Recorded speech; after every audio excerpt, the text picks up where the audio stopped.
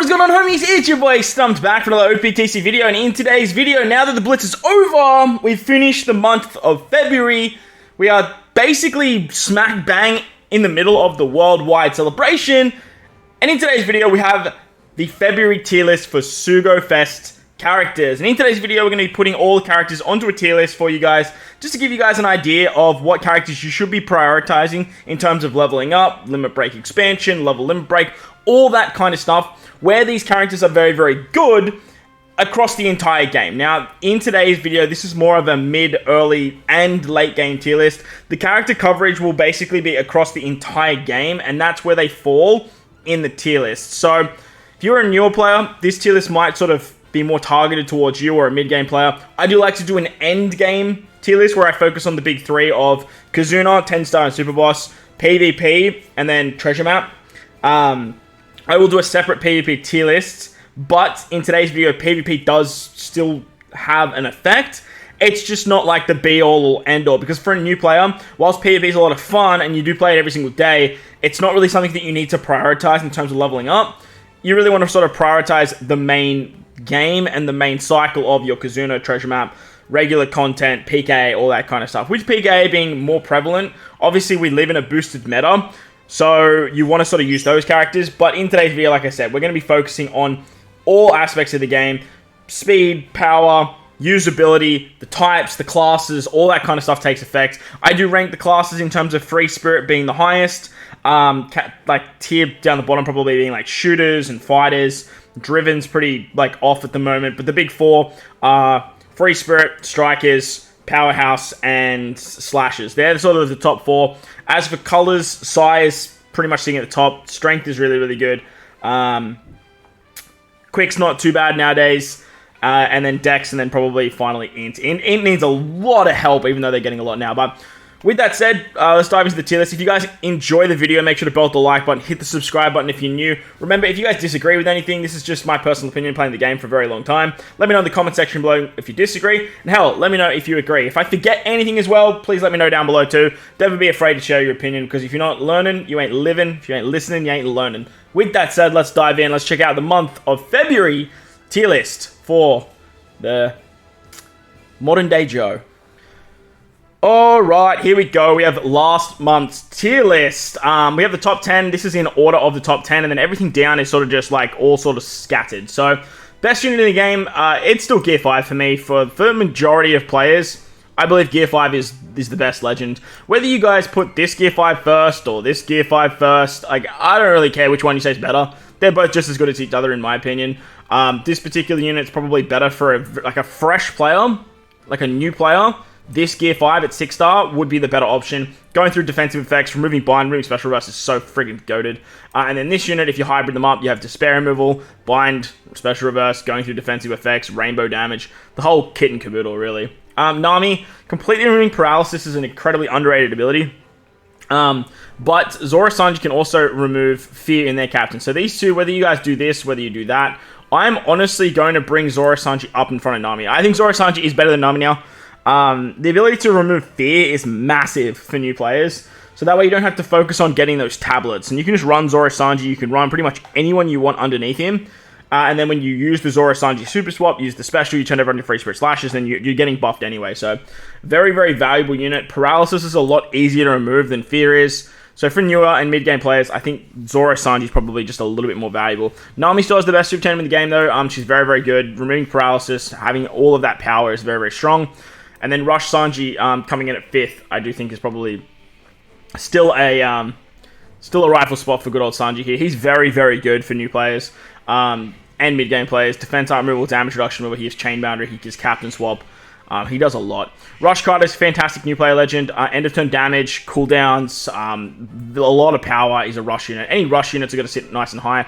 Roger and Odin, honestly, I'm going to bring down to the back end of my top 10. I think Roger and Odin is still really, really good, but they're kind of carried with how good Slashers are right now. For newer and mid-game players, they're kind of just like a solid unit. They're amazing in PvP, but I think Nami Karina probably has a lot more value. Nami's Karina utility is something that people underrate. You have defense art removal, damage reduction removal, barrier removal, threshold removal, attack down removal, paralysis removal. You have an attack booster, you have an orb booster, you have double dropping an item, you have belly, like you have so much with this unit. Like, so much. Uta and all the Uta variants, they all hold their own in terms of, like, how good they are. Besides Top Musica, but, like, these two, whether you have them like this, and whether you have them like that, whether you have it like this, or whether you have it like that, then that's all fine. I just think that the Striker class is just way better. For that Uta for majority of the game. The paralysis removal, the special reverse removal is amazing. It's a fantastic utility combination. PK Zoro, not PK, Demon, King of, what's his name? King of Hell Zoro. This is a character that I love using. The amount of cooldowns you get with Zoro is fantastic. And honestly, if Gear 5 didn't, like, exist, I would have Luffy and Yamato up there as well. But because Gear 5 exists, like, Luffy and Yamato just can't be put in the top 10, because you're going to be running this Luffy, to be honest, especially with that new player banner. But King of Hell Zoro, he's fantastic. If you're not using Zoro Sanji, you're going to be using these two. Like, it's just a straight in. As for the God tier, all these characters are fantastic. Momo, like, is just used religiously for EXP. On top of that, end of turn damage is great. Attack down removal is great. Damage reduction is great. Like I said, Luffy Yamato, a lot of people don't like Luffy Yamato, but I'm always going to stand on the side of how good Luffy Yamato actually is. Luffy Yamato has bind removal in their captain. They give you color affinity. They give you orb boosting. They give you increased damage taken. Like, they do so much for the team. The only downside to the unit is that this unit sort of overtook them. But in saying that, they're a Luffy, they're a Yamato. They're always going to clash with some of the big name characters. And if you're a new player, like PvP, like, this unit's crazy too. So if you're a new player and you're looking for something else that's not this Gear 5 and you don't have these combinations, Luffy Yamato is going to be your next best thing. Versus Yamato is great for big damage teams. Despair removal and captain's awesome. Roger and Whitebeard still have up there as one of the best swaps in the game, especially for new players. You can just bring them on any team and they make it better. K-Dad's attack removal and captain ability is just fantastic. This Uta, pretty much the same reason I have this Uta here. For new players, Yamato and Ace is going to carry you through majority of the game. Special bind removal and bind removal in the captains is just fantastic. Big Mom, she's, besides Kaido, she's the best leader for, like, evil teams or driven teams or villain teams, whatever you want to call it. And then the new Yamato, look, I'm not sold on the new Yamato, man. I wanted to be sold on the new Yamato, but she just doesn't function the way that I kind of wanted to. I feel like her swaps are way too high.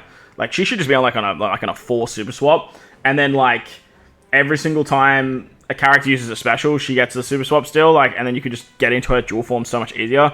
It's just that 8 swaps, man, just, it absolutely kills her. There is a character I'm going to bring down, though, into meta. I don't really like Lilith. I thought I would. The double stacking attack boost sounds really, really good on paper. But in practicality, like, you just don't really use it, to be honest. Dropping it down by 1 as well is actually a massive problem. With stuff like Intimidate and all those other nasty effects. Like, Lilith's good, but you're pretty much running mono Cerebral teams, or you're running, like, int-based teams. And honestly, Cerebral just isn't that good anymore. Like, it's the top end of the back 4, but, like, it just still needs a lot of help. And I can see Lilith being good. That's why I'm going to keep her in meta. Because once we get more Egghead units and more Vegapunk units, I can see her skyrocketing. Like, these two together work exceptionally well. Like, exceptionally well. But the reason that this unit is so high, and this unit is so high, is because of their utility, and then this unit has Striker in its kit. But there is a unit that's very, very good that I've definitely underrated, and that's Bonnie. Honestly, I'm going to bring Bonnie, like, all the way up here. Bonnie is a demon, man. I thought Lilith was, like, the prize of the batch, but, man, Bonnie is something else. Psi and Int booster, plus she's a free spirit, which means she can be run as a hybrid with a lot of other good free spirits, like, I don't know, hello. And then you just build out, like, an Int or a Psi-based team, and she does wonders. She has that new weakening effect. She can do increased damage taken. The weakening effect increases that increased damage taken, which is, like, disgusting. Plus, she gives resistance, and she has utility in her kit. She's just a phenomenal legend, like a fantastic character. She eats recovery orbs with perfect. She gives you recovery orbs, and she gets around hunger like it's nothing. So I think Bonnie is just fantastic for big damage teams. She's fantastic for, like, good utility, and, like, through PKA and stuff, like, she ended up being the go-forth with, like, a free-to-play Luffy captain, which was absurd. 6+ laws are really good. Strike Crew still holds their own, and for new players, this Luffy is, like, you won't get better than this Luffy. As for Kobe, I'm going to bring Kobe down. Honestly, like, I wanted Kobe to be good, and he has a very, very unique ability to captain swap, but, like, I just don't use Kobe in regular play. Like, it just doesn't happen, like, ever. He's basically an S tier sub because of that captain swap ability, but other than that, like, he's kind of just whatever. Like, he just doesn't really do too much. Shanks and Luffy, though, they definitely hold their own. The ability to give cooldowns is kind of nice. to themselves as captains, but the big upside to the unit is like Luffy has increased damage taken in the chain boundary, where Shanks can give that chain multiplicative. I have come around and I think Luffy's just better than Shanks just because of what he's doing in terms of his special. I remember throwing him on a team because he's a Luffy and he gave chain boundary for Super Boss, and he got me to the trillion damage, so that was fantastic. Alba's still a terrific captain, especially for newer players, is like getting around basically any effect that you need as captain. I tried using him in this PK, this Blitz battle, but he just didn't really work. Ace Sabo is fantastic for Grand Voyage and basically any other content that removes Special One and Despair Removal as a captain. Kid Law's pretty good. I feel like Kid Law, for majority of the stuff, is going to be put into S tier sub. But if you're talking big damage teams, like this unit has to come pretty much everywhere. Like this unit just walks in on the team, especially if you're running Gear 5. This Law is still fantastic for PK, and the uniqueness of an attack boost, an ore boost, a chain shenaniganry, and a super tandem. But like there are just better options above him now, so he's like towards the back end here. Momo, man, you guys know how I feel about Momo. I want Momo so bad. Fantastic in PvP, terrific utility with defense up and threshold removal. The final tap buff, the ability to buff the final tapping unit, not the final tap ability, but the unit that is tapping last, is an incredibly underrated ability. It's why Yamato kind of just holds her own in God tier. And then if you like partner up with this Momo, you can do some disgusting things. Robin with double conditional is great. Ace with double conditional is great. Like you can't really fault those two units. Ace, I've come around on Ace. He's pretty good. Uta, this Uta is fantastic. I don't use this Uta as much as I'd want to. She's more of a product of there hasn't really been that much content to showcase her true value, but she is disgustingly good. Everything else, if we go down here, all these units are basically like the best position for them is captain. That doesn't mean they're any better than like the S tier subs, but some S tier subs you're never going to run as captains. For example, like Rayleigh, his like utility is disgustingly good. Hiyori, you are never going to run this unit as a captain, but as a sub, like fantastic. Karawanda, like nowadays, you can do some stuff in Treasure Map, but most of the time, the cooldowns is what you're using him for. Chopper, again, you can use this unit as a captain for cotton candy drops, but like most of the time you're just using the utility. Sop's there for pretty much damage. You're never going to run this guy as captain. Fujikizaru, again, you're never going to run them as captain. So you kind of see where I'm going with this, right? Like these S tier subs, it's not that they're better or worse than these captain options. It just means that most of the time you're going to be using them as a sub, and they're just as valuable as what these captains are providing the team too. But Cat Dog, they have speed. This Luffy is just still fantastic. This Kaido's raw damage. The Despair Removal of Blackbeard's great. These two, Ryogoku and Otama, I feel like they can be still very, very good. Again, they're just a product that we haven't really shined because they were just like exclusive legends for particular content.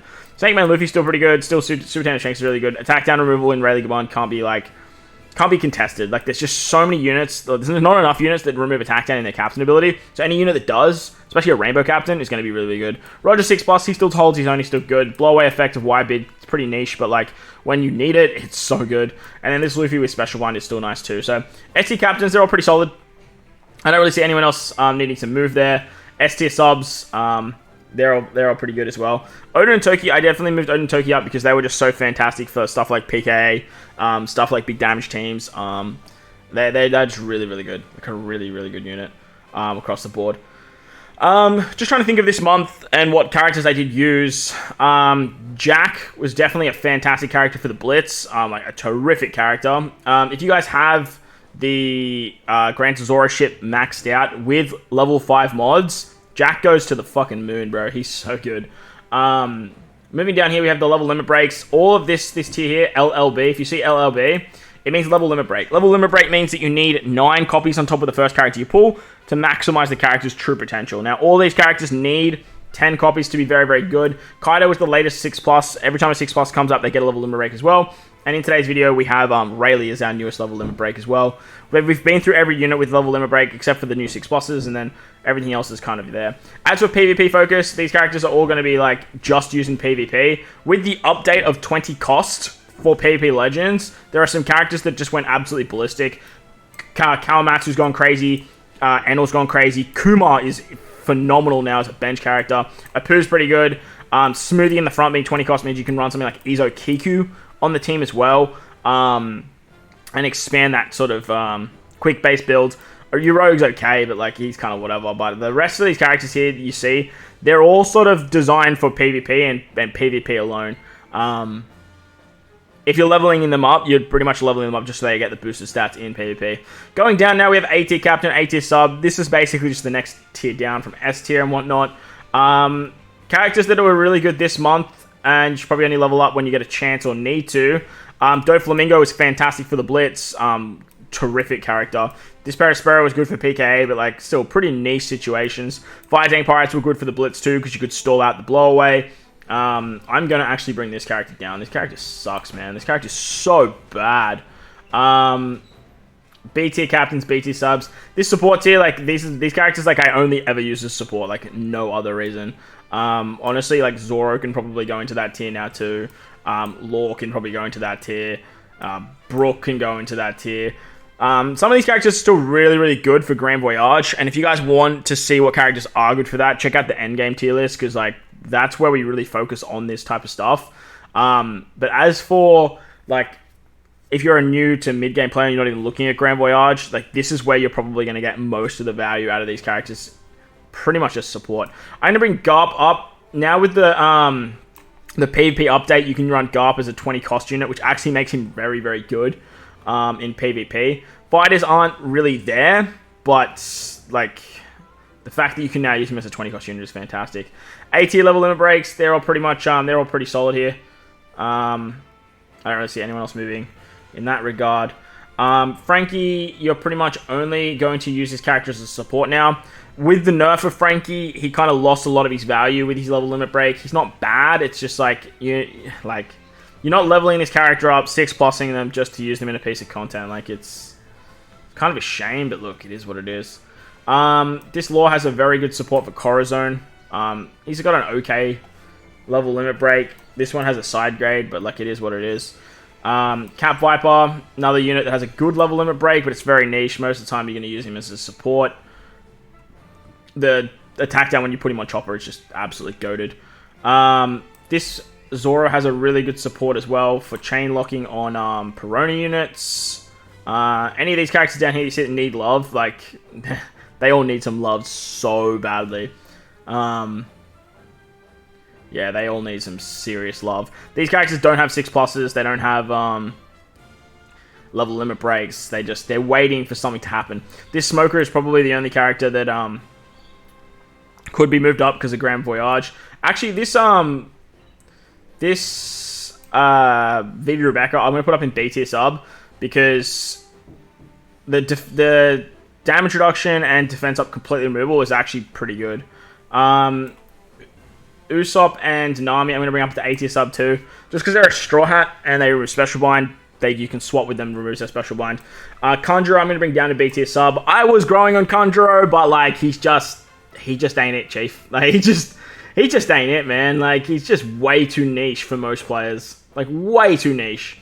Bon Clay still fantastic. Queen and King still fantastic. The law still states if I can use V1 Kaido, I shall use V1 Kaido. And then obviously V2 like Rush Kaido basic to why the reason he's so far down now. I'm just trying to think what other characters have really, really good supports that you might end up using. I think we're pretty good though with everything else. Yeah, so basically what you want to do is just prioritize, like I said, my top 10 is the top 10 best characters in the game. God tier, moving down to meta, then moving down to S tier captain. S tier sub, you should probably max these characters out if you see these, like if you have these characters. These are the characters you want to kind of focus on.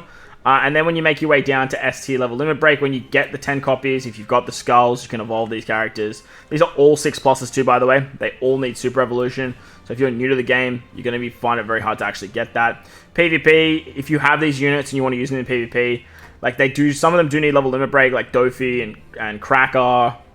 This Dofi's really good with level limit break. Kuzan, Tesoro, Jack, Blackbeard, all these units have just disgusting level limit breaks that make them very, very good. When you make your way down to A tier captain, I wouldn't prioritize these characters to level up. I would have them ready to go. But it sounds like limit breaking and putting in like stuff like putting in stuff like tomes and all those like exclusive materials that are pretty hard for new players, I wouldn't really prioritize. Kinemon Dendro are fantastic. Sober Mask is great. Ace honestly kind of sucks, and the big moms aren't great. But I do want to still give them some sort of respect on what they can do.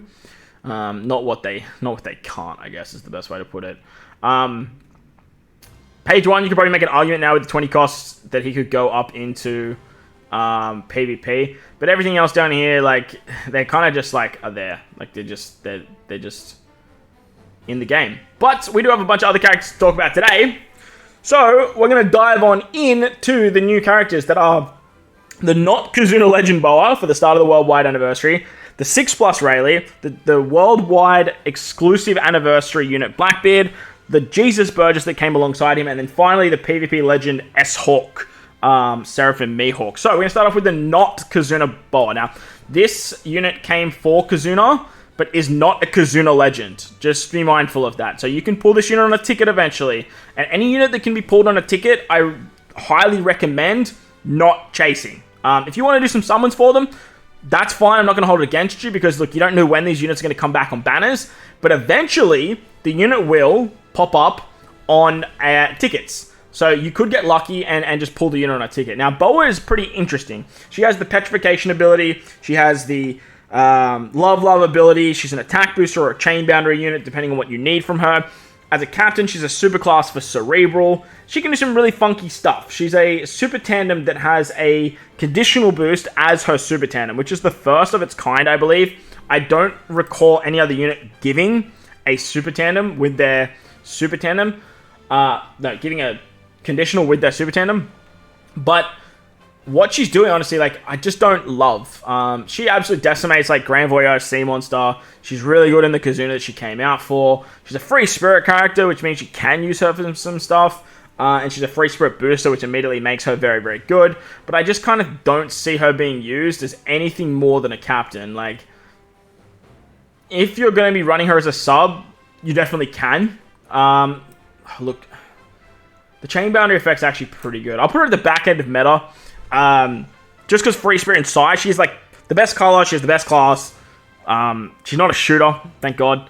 But she does have, like I said, she does have some very interesting effects. I mainly use her for her chain boundary ability. She also has, I believe she has some utility in her kit too. I can't remember exactly off the top of my head. But like I said, I mainly use her for her chain boundary abilities. Again, if you have the Grand Tesoro ship maxed out, level 12 with the 5 mods, you get a 3-turn chain boundary, which is very, very good. So that way you can carry it from turn 4 into turn 5. She also has the tap timing effect, and she removes pain. Yeah, she's going in meta. Totally forgot about that. She's the only character in the game that can remove pain. She removes it by 5 turns. She also gives herself a tandem orb, which is great, and then, like I said, she does some fun stuff with the chain, 2.7 to 30 times. Yeah, no, she's going to go in meta just because of her pain removal.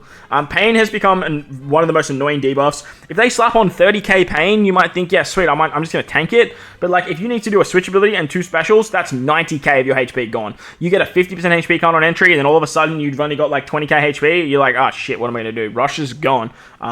Units that need high HP, or units need low HP, like, it's not a fun time, pain, and Boa removing it is the biggest draw to the unit. Having the chain boundary and the chain tap timing effects is very, very good. I do like that a lot. That's really why I had her so high to begin with.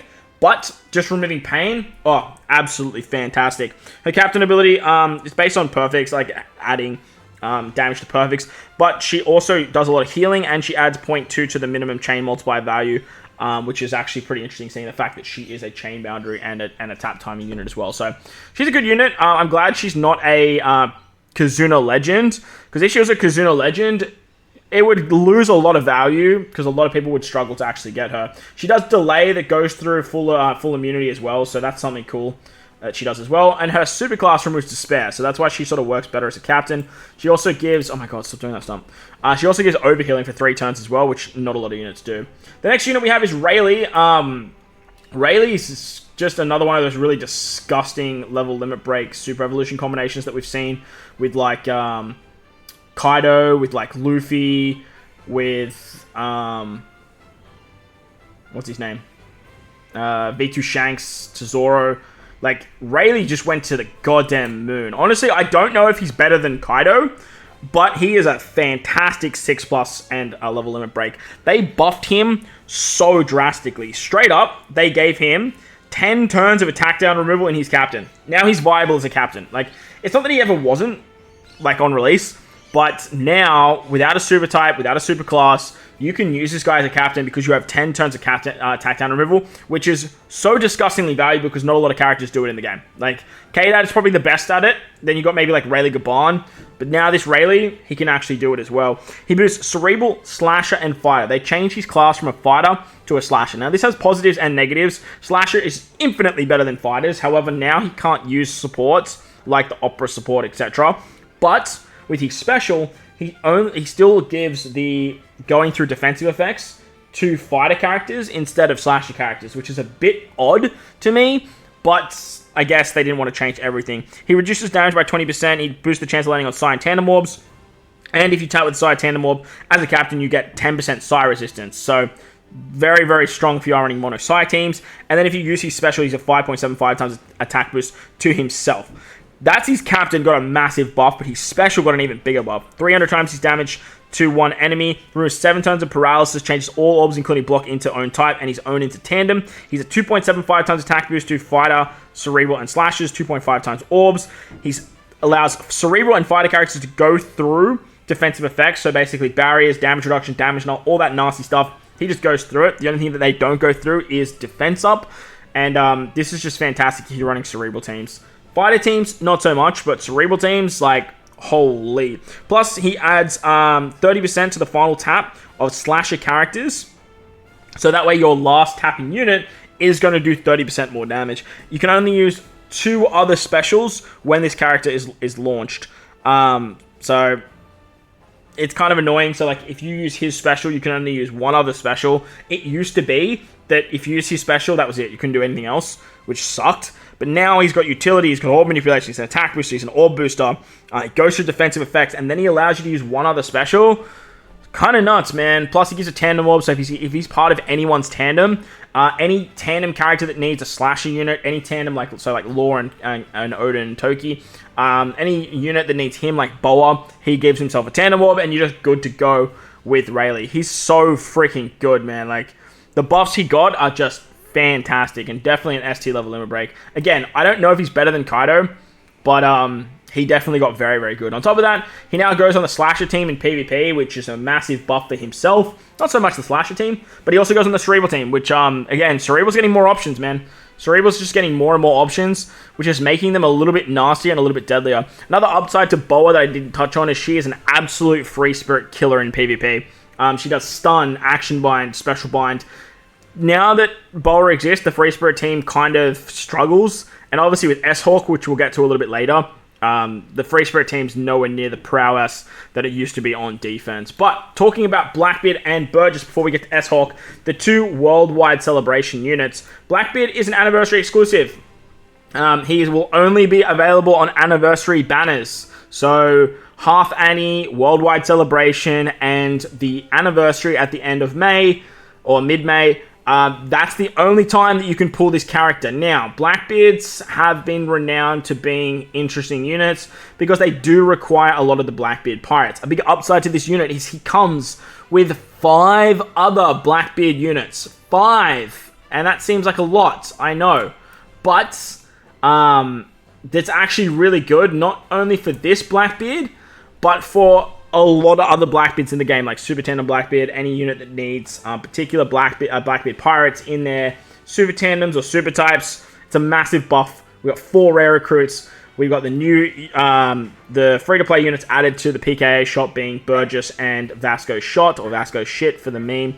And we have a new legend Burgess as well, so that's interesting. He'll be able to be picked up on tickets. But Blackbeard's really, really good, and I don't think people realize how good Blackbeard actually is.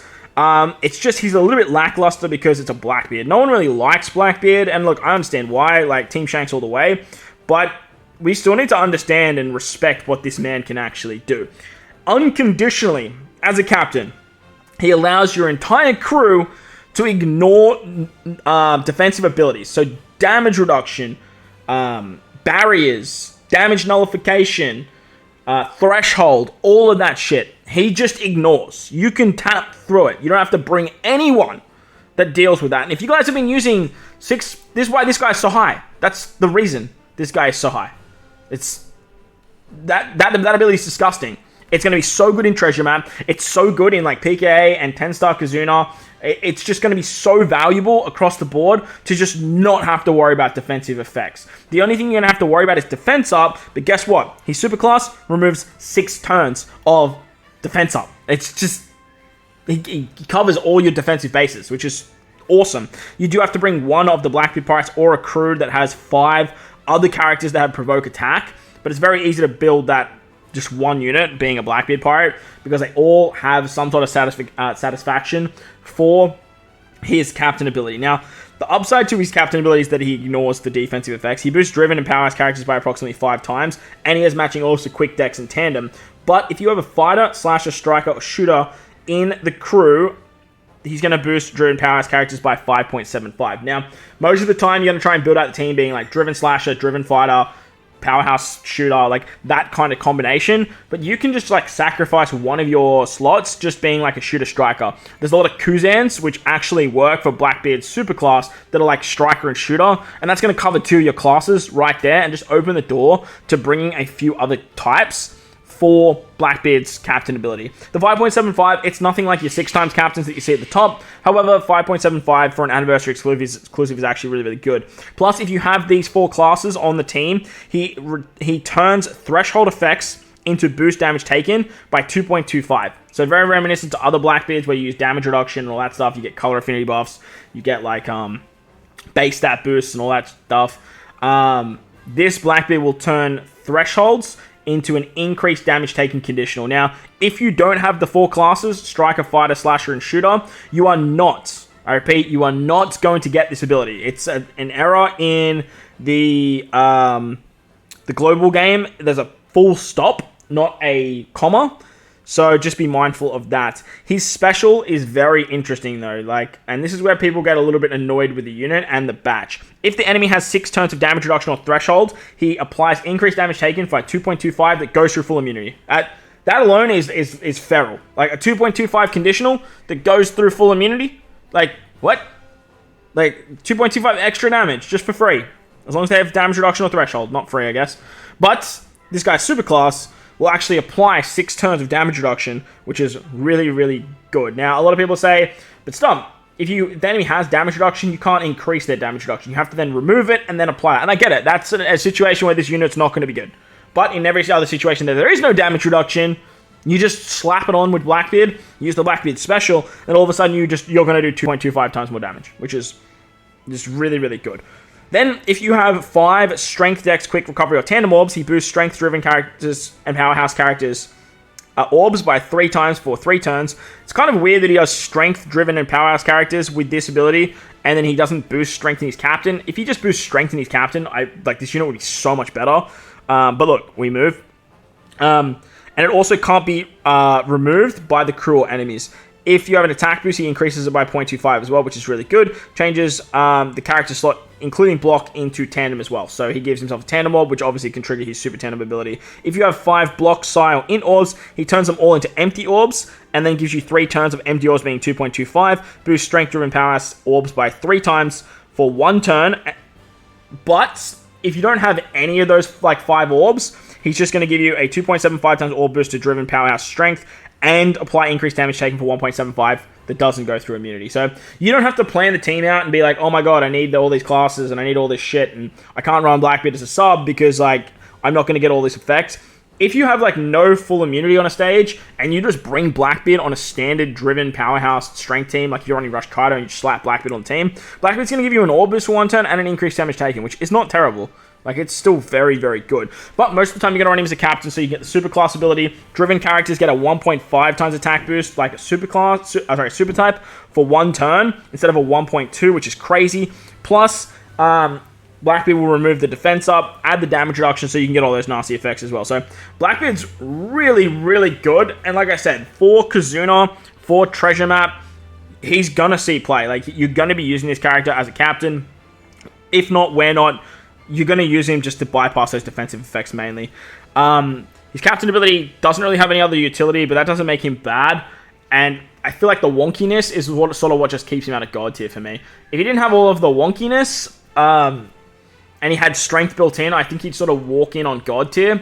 But for now, I'm going to put him in meta. but I can see this unit being like used a lot. In PvP, he is fantastic as well. He's a 30% HP cut. He gives so much bulk to the strength team, which is like arguably the second to best team in the game. And he just sort of walks in on that team. Like, he's very, very good in the game mode. I used him in Grand Party. He's okay, but nothing too crash hot. He's not bad. He's just not, like, fantastic. But that's Blackbeard. A very, very good anniversary exclusive legend. Hopefully you guys managed to pick him up. But if you did some summons, hopefully you picked up the Luffy or K-Dad, because I feel like those units, if you're missing them, are probably two better units for your account in the long run. The other unit that came alongside him is Jesus Burgess. Now, Jesus Burgess is interesting. Jesus Burgess gives cooldowns in his captain ability, which is great. He's a 5.5 times captain to strength driven and fighters, and gives 1.4 times HP. But then he has a really interesting ability. When you tap with a strength 10 or empty orb, he removes crew's attack down when below a certain chain multiplier effect by 10 turns, and removes barriers by 1 turn. This is actually a really powerful ability, and is what makes Rush Kaido so powerful as a captain, just to remove barriers. Whilst you're mainly using Burgess with Blackbeard, this barrier effect can be used elsewhere if you need like that barrier removal effect. But partnering up with Blackbeard, he's going to trigger Blackbeard's Super Tandem, which I actually forgot to touch on. Blackbeard's Super Tandem is pretty interesting. It boosts Driven Powerhouse characters' attack by 2.5 times, and then increases the orb buff by 0.5, I believe. It's probably the best Super Tandem for Driven Powerhouse, but it's really not like the best Super Tandem in the game. Burgess has Final Tap, so he's going to be the Final Tap option to go alongside Blackbeard. He only gives himself base stats, which is like 2,000, which is really shitty.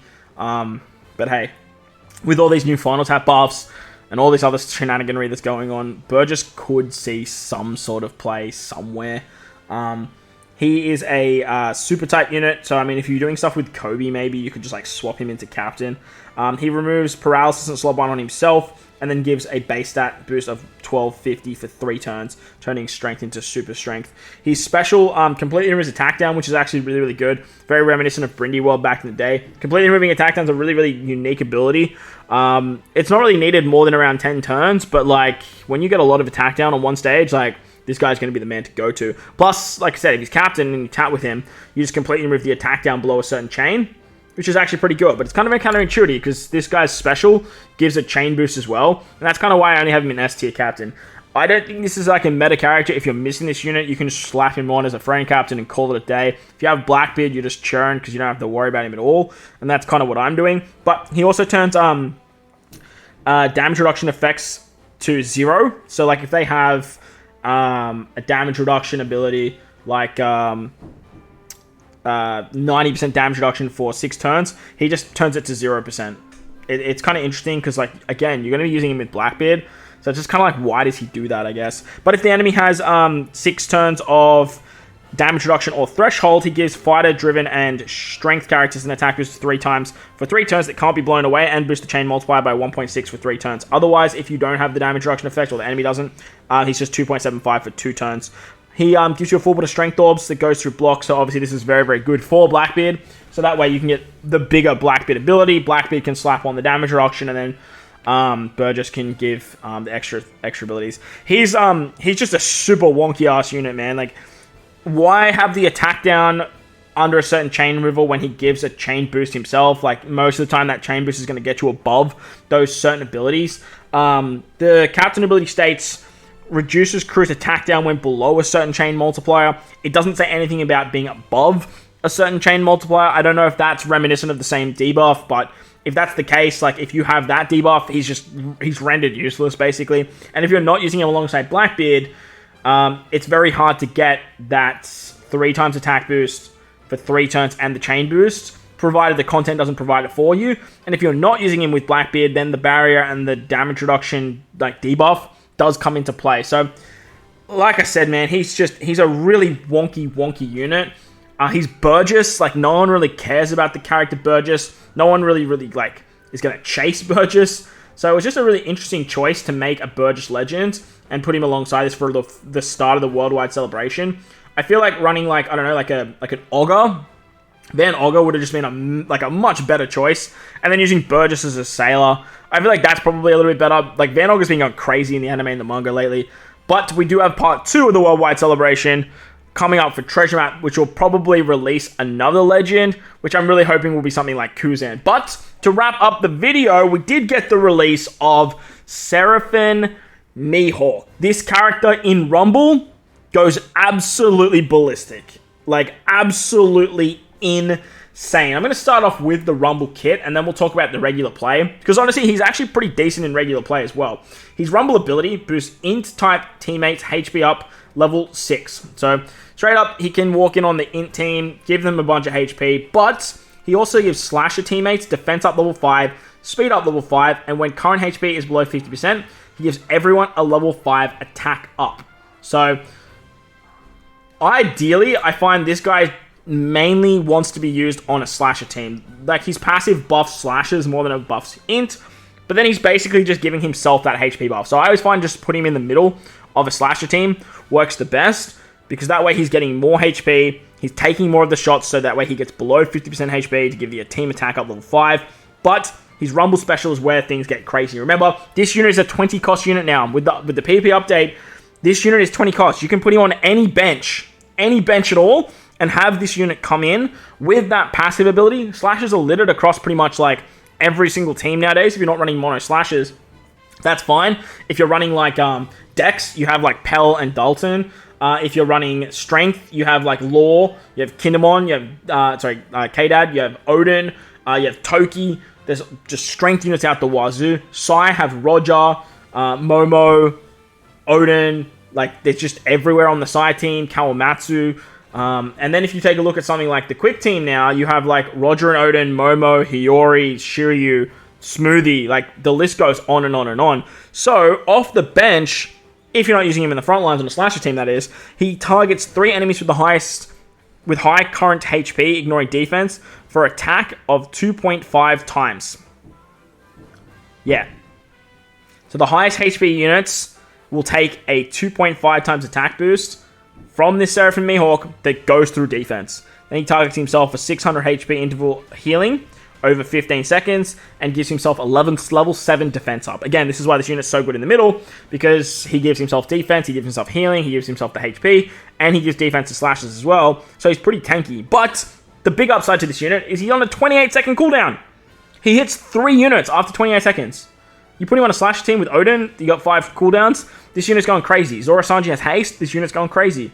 I'm trying him out on like Driven and Int-based teams, but like, it's just, I'm finding it a little bit challenging to put him on a team, just because, like, it's not that he's bad, it's just that Int is really bad.